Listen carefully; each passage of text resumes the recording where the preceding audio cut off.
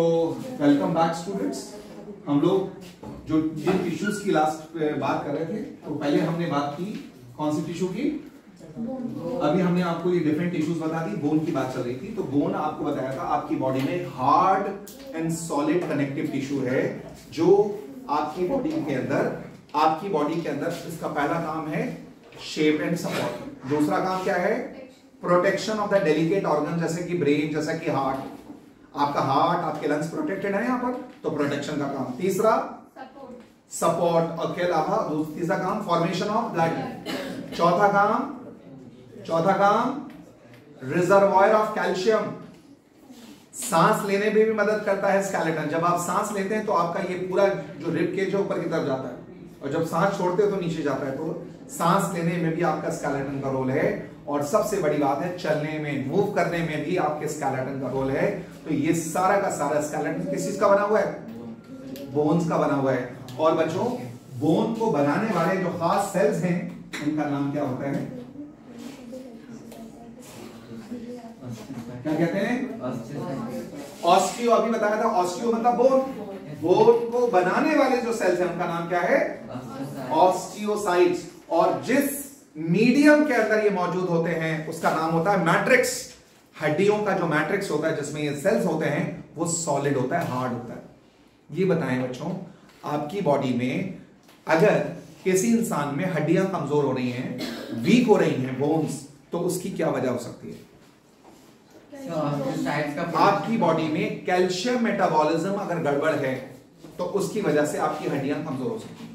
Calcium metabolism के लिए दो चीजों का दुरुस्त होना जरूरी है। इधर देखो, आपकी डाइट में कैल्शियम और दूसरी चीज है विटामिन डी। अगर दोनों में से एक भी चीज की कमी है तो आपकी बॉडी में तो हड्डियां कमजोर होने लगेंगी। अक्सर हम लोगों जो शहरों में रहते हैं, शहरों में, सिटीज में रहने वाले लोग ज्यादातर फ्लैट्स में रह रहे हैं। ज्यादातर लोग फ्लैट्स में रहने वाले लोगों में ज्यादातर विटामिन डी की कमी पाई जाती है। तो विटामिन डी की कमी होने की वजह से भले ही आप डाइट में कैल्शियम ले रहे हैं, लेकिन आपकी बॉडी में वो एसिमिलेट नहीं होगा, वो आपकी बॉडी में बोन्स में डिपॉजिट नहीं होगा जब तक कि विटामिन डी आप पूरा नहीं लेंगे। तो विटामिन डी की कमी ज्यादातर लोगों में होती है। आप बच्चों में भी हो सकती है, आपकी अम्मी में भी, आपके वालिद में भी हो सकती है, घर में दादा दादी में भी, घर में जितने भी मेंबर होते हैं आजकल शहरों में रहने वाले लोगों में अक्सर विटामिन डी की कमी पाई जाती है। ये बताएं बच्चों, अगर कोई इंसान विटामिन डी ठीक है लेकिन कैल्शियम बहुत ज्यादा इनटेक करने लगे, अगर कोई पर्सन इनटेक ऑफ कैल्शियम, जिसकी बॉडी में कैल्शियम ज्यादा हो जाए, अगर बॉडी में कैल्शियम ज्यादा हो जाए तो क्या होगा? अगर बॉडी में कैल्शियम इनटेक को ज्यादा करने लगे तो उसका क्या असर पड़ेगा? बताएं बेटा। अगर ज्यादा कैल्शियम हमने ले लिया, हमारी डाइट में ज्यादा कैल्शियम आ गया ब्लड में, तो उसकी वजह से एक प्रॉब्लम होती है जिसका नाम होता है रीनल कैल्कुलाई, जिसको आम जबान में पथरी कहते हैं। किडनी में स्टोन्स का हो जाना, जो किडनी में पथरी हो जाती है ना, उसको कहते हैं। जो अगर आपसे कोई पूछे कि बेटा ये पथरी किसे कहते हैं, तो अगर आपसे कोई पूछे तो आपको बताना है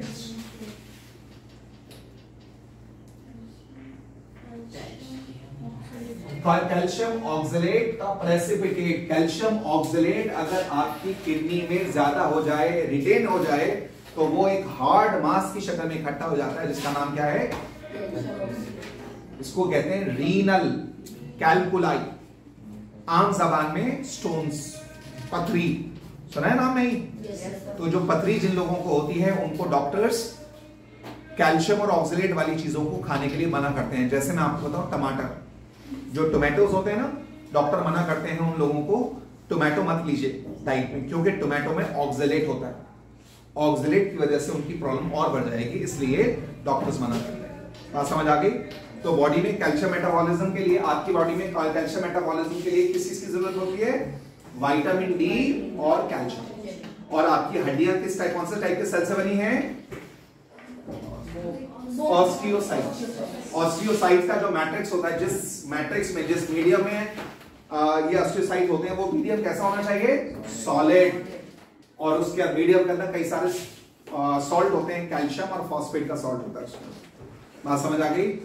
आपको ये बात मालूम है कि आपका जो स्केलेटन है, human skeleton, if you are asked to distinguish between a male and a female skeleton, हमने आपको ये बात पहले भी समझाई थी कि इंसान के स्केलेटन को देखकर अगर आपको वाजे करना हो कि ये स्केलेटन जो आपके सामने है वो मेल का है या फीमेल का है, तो आप कैसे बताएंगे? तो उसमें आपको बताया गया था ये जो पेक्टोरल गर्डल होता है, ये वाला पार्ट, और पेल्विक गर्डल की विड्थ को मेजर करेंगे आप।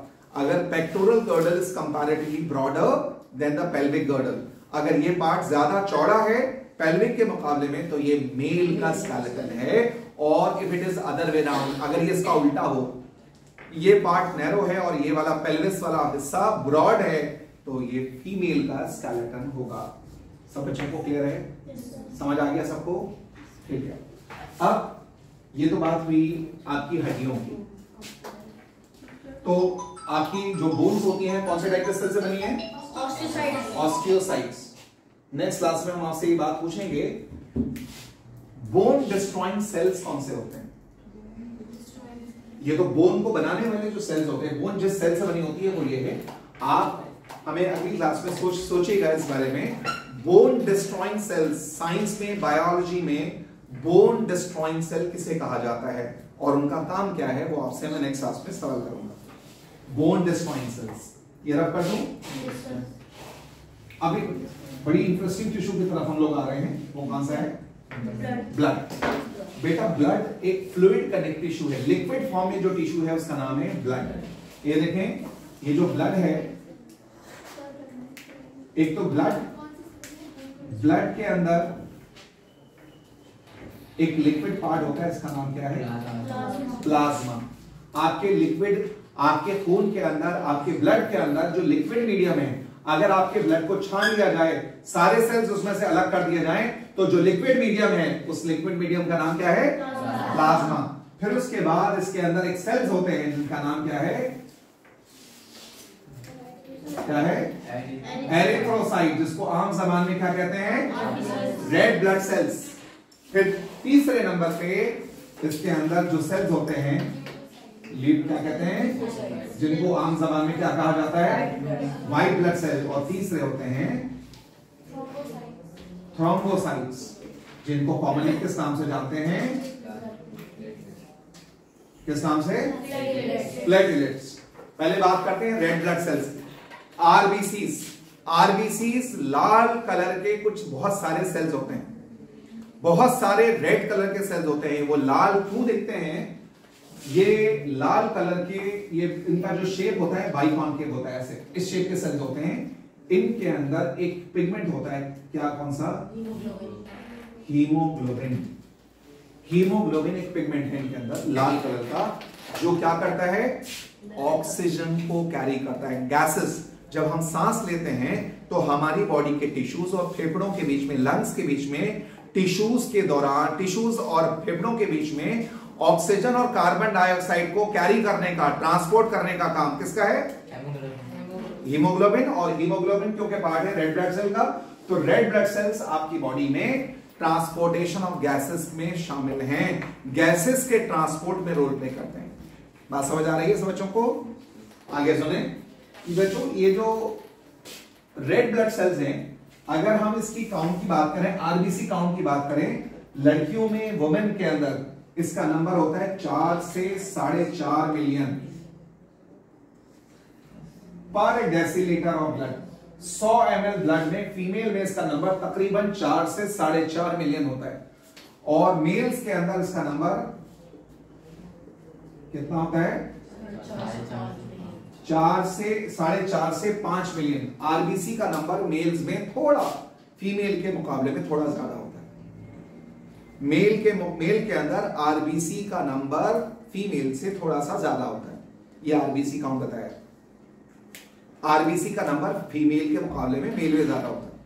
और ये जो नंबर मैंने आपको बताया, ये अगर आप प्लेन एरिया में रहते हैं, दिल्ली, हरियाणा, यूपी, पंजाब, बिहार, तो आपका ये नंबर है। अगर आप पहाड़ों पे रहते हैं, कश्मीर में रहते हैं, हिमाचल में रहते हैं, धर्मशाला में रहते हैं, जो पहाड़ों पे, पहाड़ी इलाकों में रहते हैं, तो वहां पे पहाड़ पे रहने वाले लोगों का आरबीसी का नंबर हमारे मुकाबले में ज्यादा होता है, क्योंकि हाइट पर, पहाड़ों पे ऑक्सीजन का जो प्रेशर होता है, ऑक्सीजन का जो पार्शियल प्रेशर होता है पहाड़ों पे जाने पर घट जाता है। इसलिए आपकी बॉडी में जो आरबीसी का नंबर यहां पर है वो पहाड़ों पर जाकर काफी नहीं होता, इसलिए वहां जाकर आरबीसी का नंबर बढ़ाना पड़ता है। बात समझ आए? क्लियर है यहां तक? तो खैर आरबीसी का काम मैंने बताया, आपकी बॉडी में ट्रांसपोर्टेशन ऑफ गैसेस, ऑक्सीजन और कार्बन डाइऑक्साइड के ट्रांसपोर्ट में कौन प्ले करता है, रोल प्ले करता है? Erythrocyte, red blood cells. Clear है कि इतनी बात? इसके बाद आता है ल्यूकोसाइट्स। ल्यूकोसाइट्स का मतलब है व्हाइट ब्लड सेल्स। ये भी आपने सुना होगा। इन सेल्स को आम जबान में कहा जाता है soldiers of the body. Soldiers of the body आपकी बॉडी के डिफेंस सिस्टम में, आपकी बॉडी के इम्यून सिस्टम में पार्टिसिपेट करते हैं। कौन से सेल्स? ल्यूकोसाइट्स। आपकी बॉडी में बहुत सारे माइक्रो ऑर्गेनिज्म, चाहे आपकी जिस्म पे हो, चाहे आपकी बॉडी के अंदर जब एंटर होते हैं तो उस वक्त ये सारे व्हाइट ब्लड सेल्स उन पे हमला करते हैं और आपको उनसे बचाने का काम करते हैं। तो ये सोल्जर्स ऑफ द बॉडी हैं। इनका नंबर देखिए, जो आरबीसी का नंबर होगा इसके मुकाबले में, इसके हिसाब से डब्ल्यूबीसी का नंबर 1 से 5% होना चाहिए। मतलब क्या? अगर 5 मिलियन आरबीसी हैं तो इसका 1% हो गया 50,000, 50,000 से लेकर 2.5 लाख। आरबीसी का नंबर अगर जो होगा उसके कंपैरिजन में डब्ल्यूबीसी का नंबर 1 से 5% होता है। अगर इसका नंबर थोड़े वक्त के लिए बढ़ जाए तो ये इंडिकेट करता है आपकी बॉडी में इन्फेक्शन है। इन्फेक्शन जब हो जाता है तो डब्ल्यूबीसी का नंबर बढ़ना शुरू हो जाता है। लेकिन किसी इंसान में अगर ये नंबर लगातार बढ़ता जा रहा है, डब्ल्यूबीसी का नंबर अगर बढ़ता जाए तब इस कंडीशन का नाम होता है ल्यूकीमिया, या आम जबान में कहा जाता है blood cancer. Blood cancer, WBC का बहुत ज्यादा नंबर बढ़ने को हम ब्लड कैंसर कहते हैं। यहां तक बात समझ आई सब बच्चों को? अब आगे देखें। उसके बाद तीसरे नंबर पे जो कंपोनेंट्स आते हैं उनका नाम क्या है? थ्रोम्बोसाइट, जिसको हम कॉमनली किस नाम से जानते हैं? प्लेटलेट्स। प्लेटलेट्स आपके खून में पाए जाने वाले वो कंपोनेंट हैं जिनका काम होता है ब्लड क्लॉटिंग में, ब्लड क्लॉट करने में। कट लगने पर, इंजरी होने पर खून निकलेगा और खुद कुछ टाइम के बाद खून क्या हो जाएगा? बंद हो जाएगा, क्लॉट हो जाएगा। उस क्लॉट होने में पार्टिसिपेट करने वाले कौन से सेल्स हैं? ब्लड। ये बताइए वो कौन सी बीमारी है जिसमें माइनर कट लगने पे पर्सन का खून रुकता नहीं है, ब्लीडिंग होती रहती है? डेंगू। हाँ शाबाश। उस बीमारी का नाम है कौन सा? उस बीमारी का नाम क्या है? उस डिजीज का नाम है हीमोफीलिया। हीमोफीलिया, इसको आम जबान में कहा जाता है ब्लीडर्स डिजीज। एक ऐसी बीमारी जिसमें माइनर कट लगने पे ब्लीडिंग होती रहेगी जहां तक कि बॉडी का सारा ब्लड बॉडी से लॉस हो जाएगा। इसको हम ब्लीडर डिजीज कहते हैं, हीमोफीलिया का नाम। ये एक जेनेटिक बीमारी है, ये खानदानी बीमारी है, और ये बीमारी पता है मेल्स में होती है, फीमेल्स में नहीं होती है। फीमेल्स आर सेफर साइड, और इस बीमारी को रॉयल ब्लीडर डिजीज कहते हैं। क्यों इसको रॉयल डिजीज कहा जाता है? जानते हो क्यों?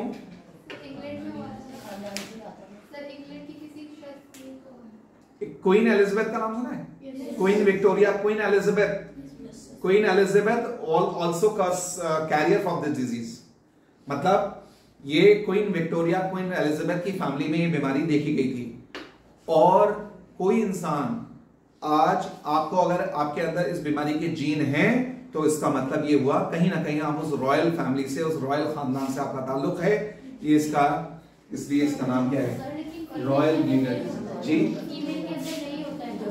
फीमेल कैरियर होती है, फीमेल्स इस बीमारी की कैरियर हो सकती हैं। फीमेल को ये डिजीज नहीं होती, लेकिन लड़कों को ये डिजीज यूजुअली नजर आती है। उनकी फैमिली में होगा, लेकिन सबसे पहली बार जो देखा गया था उनकी फैमिली, उनके खानदान में इस बीमारी के जीन देखे गए थे, तो इसलिए सबसे पहले वहां उन फैमिली में देखा, इसलिए इसको रॉयल डिजीज कहते हैं, रॉयल ब्लीडर डिजीज। आगे सुने, ये समझ आ गया? ये बताइए आपकी बॉडी में जो ब्लड है, जाहिर है ब्लड आपका बोन मैरो में बनेगा, तो आरबीसी भी वहीं बनेंगे। कौन बच्चा बताएगा कौन सी बॉडी, आपकी बॉडी का कौन सा ऑर्गन है जिसको ग्रेवयार्ड ऑफ आरबीसी कहा जाता है? आपकी बॉडी का कौन सा ऐसा ऑर्गन है जिसको ग्रेवयार्ड ऑफ आरबीसीज कहा जाता है?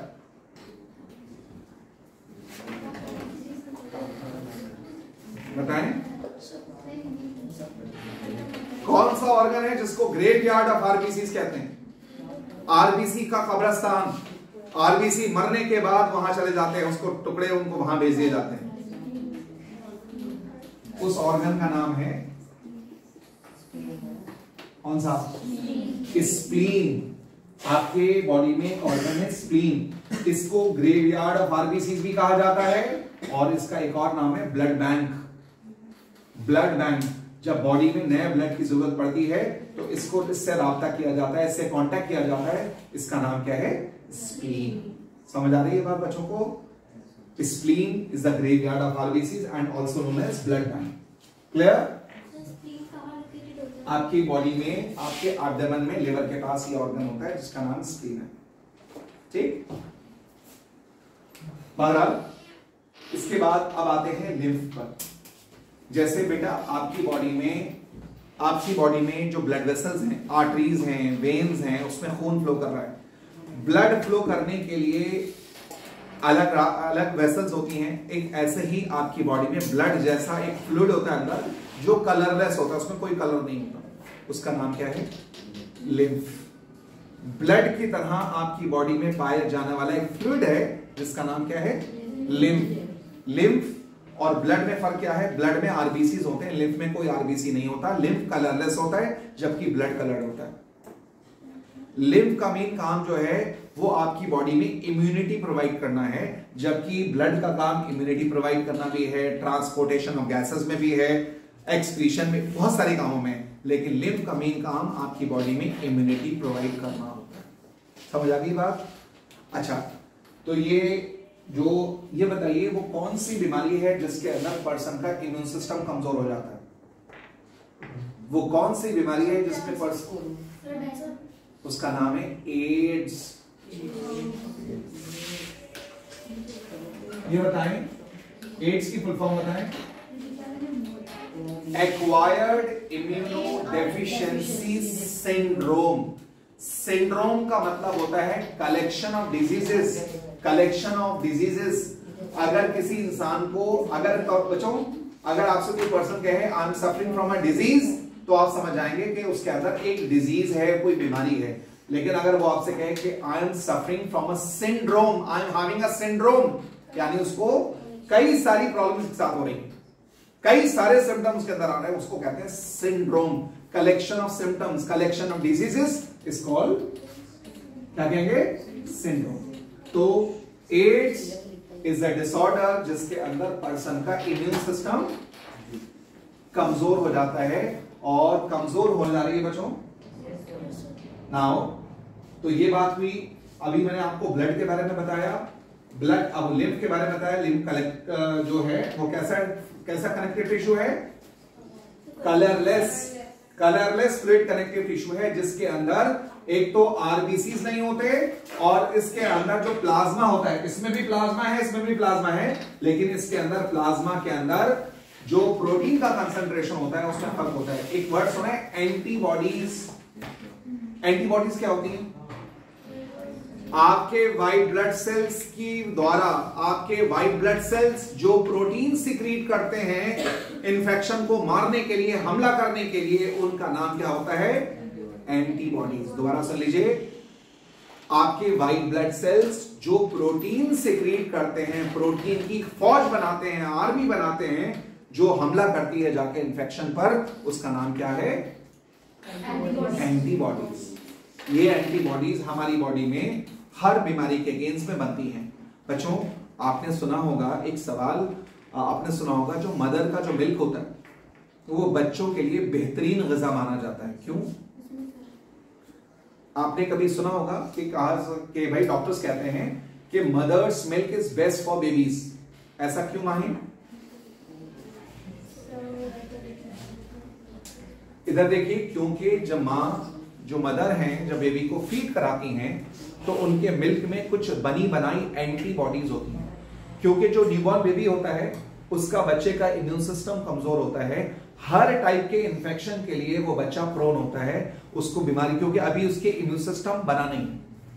तो वो उस केस में जो माँ है, जो मदर हैं, वो अपनी बॉडी से जब बच्चे को फीड कराती हैं तो मदर की बॉडी से मिल्क बनकर जब बच्चे के जिस्म में जाता है तो उसके अंदर कुछ एंटीबॉडीज भी होती हैं जो माँ की बॉडी से डायरेक्ट ट्रांसफर होती हैं बच्चे की बॉडी में, जिसकी वजह से बच्चा बीमार नहीं पड़ता। आप कभी गौर करिएगा, जो बच्चा माँ की बॉडी से, मदर की बॉडी से फीड लेता है, मिल्क पे फीड कर रहा है, वो बच्चा कम बीमार पड़ेगा बनिस्बत उस बच्चे से जिसको माँ का फीड नहीं मिल पाता। वो बच्चे ज्यादा बीमार पड़ते हैं क्योंकि मदर के मिल्क में बनी बनाई एंटीबॉडीज प्रेजेंट होती हैं। समझ आ गई बात यहां तक? जी बेटा, बेटा इंसान के मिल्क में, ह्यूमन मदर के मिल्क में अल्लाह ताला ने एक प्रोटीन रखा है जो किसी और जानवर के मिल्क में नहीं है। उसका नाम क्या है?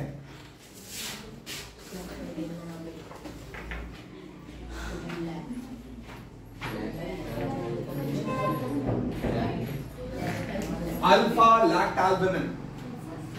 ह्यूमन मदर के मिल्क में एक प्रोटीन है जो किसी और जानवर के मिल्क में नहीं होता, जिसका नाम क्या है? अल्फा लैक्टोअल्बुमिन। तो इसलिए इधर इसकी वजह से इधर देखें, अगर मान लीजिए कई बार ऐसा होता है कुछ मदर्स हैं बेबी को फीड नहीं करा पाती, या कई बार ऐसा होता है एक बेबी की बर्थ होने के बाद मदर की डेथ हो गई।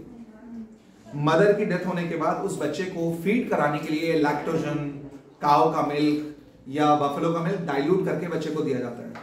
ऐसा करने से बच्चे की भूख मिट जाती है, लेकिन उसके अंदर ये वाले प्रोटीन की कमी रहती है। कौन सा? ये नहीं मिल पाता।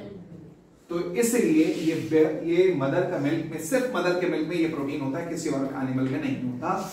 इस बात को देखते हुए शायद आपके नॉलेज के लिए बताऊं बच्चों, आजकल दुनिया में इंसानों ने जेनेटिक इंजीनियरिंग से एक काऊ तैयार की है, बनाई है, इसका नाम ये है।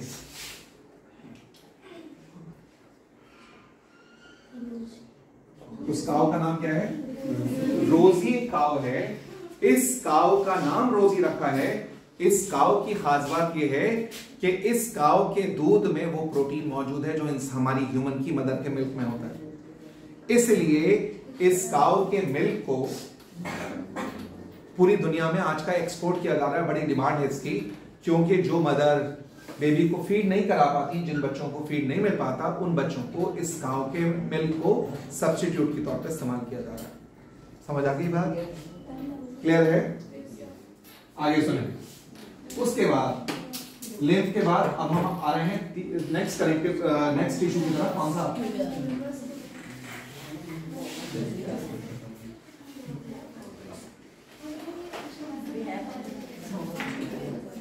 देखें, नेक्स्ट टिश्यू है कौन सी? Muscular tissue. As the name suggest, एक ऐसी टिश्यू जो मसल से बनी है, मसल से बनी है, जो आपकी बॉडी में कई सारे फंक्शन परफॉर्म करती है। तो आपकी बॉडी के अंदर जो मस्कुलर टिश्यू है उसमें 3 टाइप की मसल्स हैं। एक कौन सी मसल्स है? स्केलेटल मसल, जिसका दूसरा नाम क्या है? कौन सी? और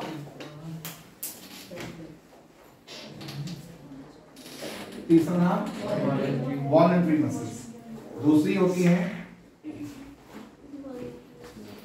स्मूथ मसल्स और इनवॉलंटरी मसल्स।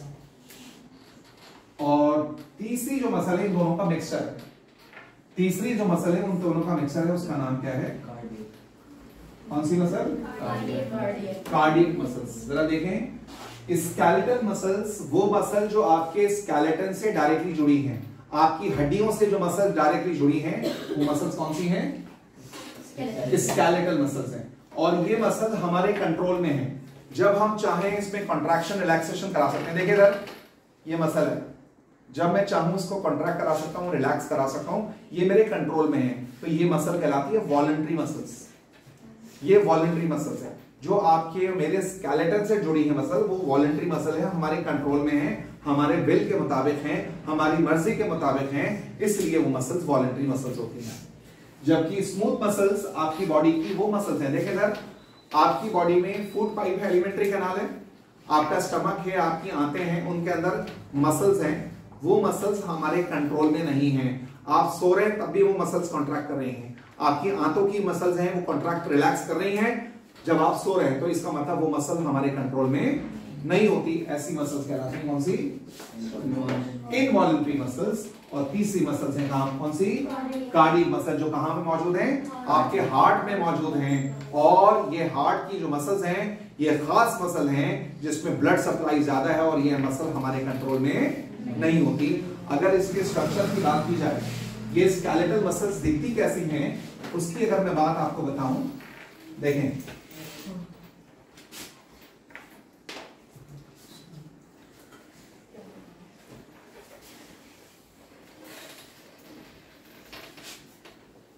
ये देखें, ये आपकी हड्डी है और हड्डी के साथ ये मसल्स हैं, ये मसल है। अगर आप इस मसल को काटें, आपकी ये मसल काटी जाए और काट के आप इसको ट्रांसफर सेक्शन देखें तो आपकी इस मसल में ना बहुत सारे ऐसे बंडल नजर आएंगे। इस मसल को काटने पर, इसको ऐसे इमेजिन करिए, ये पूरी मसल है, इसको काटेंगे तो सामने से देखेंगे तो इससे काफी सारे बंडल नजर आएंगे। ये बंडल, एक बंडल, दूसरा बंडल, इस तरह से बंडल होते हैं। इस बंडल के अंदर बहुत सारे फाइबर्स होते हैं, बहुत सारे फाइबर्स होते हैं। मैं एक फाइबर जो इसके अंदर फाइबर होते हैं, उन फाइबर्स को क्या कहते हैं? क्या कहते हैं? मायोफाइब्रिल। मायो का मतलब मसल्स। आपकी मसल्स के अंदर जो बंच हैं उनके अंदर बहुत सारे फाइबर्स होते हैं, उनको मायोफाइब्रिल्स कहते हैं। तो उन मायोफाइब्रिल का अगर मैं डायग्राम बना के दिखाऊं आपको तो कुछ इस तरह का दिखता है।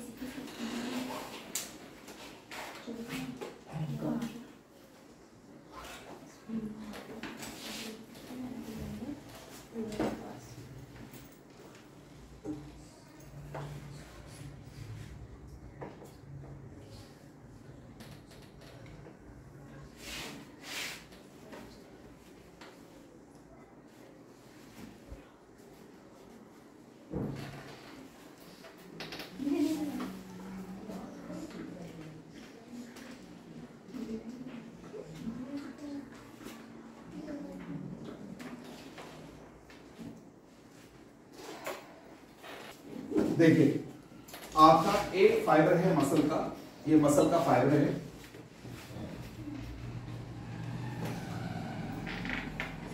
ये आपकी स्केलेटल मसल को माइक्रोस्कोप में जब देखेंगे तो इस तरह के बैंड नजर आते हैं। देखो, ये वाला बैंड डार्क बैंड कहलाता है, फिर लाइट बैंड, फिर डार्क बैंड, फिर लाइट बैंड, फिर डार्क बैंड, ये ऑल्टरनेट पैटर्न पे बैंड नजर आते हैं। ये वाला जो बैंड है ऊपर वाला, ये वाला, ये जो डार्क कलर है, इसका नाम कौन सा बैंड होता है? कौन सा बैंड? A band. ये वाला जो पार्ट होता है उसका क्या कहते हैं? क्या कहते हैं? I band. इसके बीच में, डार्क बैंड के बीच में एक लाइन होती है जिसका नाम होता है, कौन सी लाइन? और लाइट बैंड के बीच में एक लाइन होती है, कौन सी? Z line.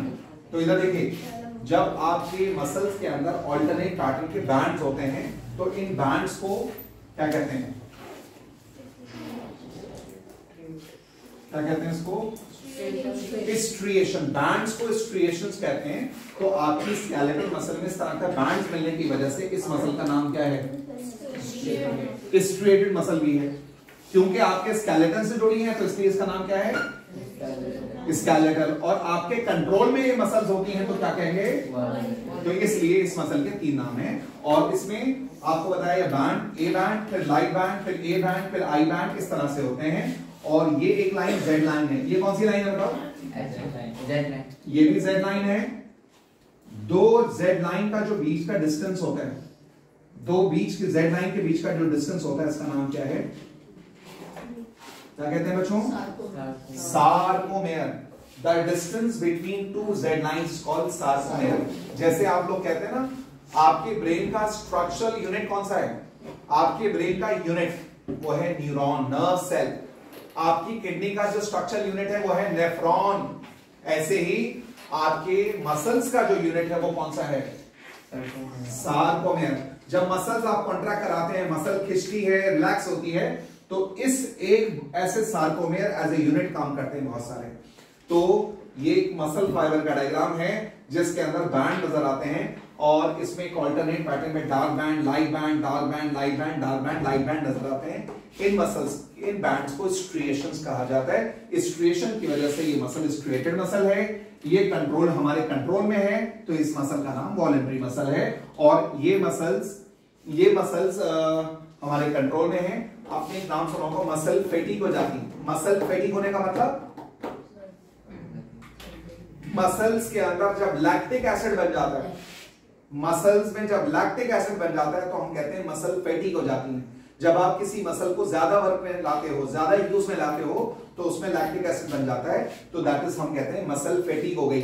जैसे आप बैडमिंटन खेल रहे हो, बैडमिंटन यूज करते करते आपके यहाँ पे दर्द होना शुरू हो जाएगा, that is because of the lactic acid. आप साइकिलिंग करते हो तो लेग की मसल के अंदर पेन स्टार्ट हो जाता है, that is because of the lactic acid. लेकिन ये वाली जो मसल्स हैं वो आपके स्केलेटन से जुड़ी हैं, जबकि जो दूसरी मसल्स हैं वो कौन सी हैं?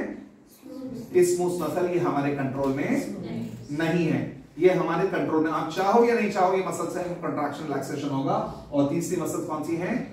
Cardiac muscle. ये मसल आपके हार्ट में मौजूद होती हैं। इसमें ब्लड सप्लाई सबसे ज्यादा रिच होती है। खून की सप्लाई ज्यादा होने, रिच होने की वजह से ये मसल कभी थकती नहीं है, फैटिग नहीं होती, लैक्टिक एसिड नहीं बनता। समझ आ गई बात?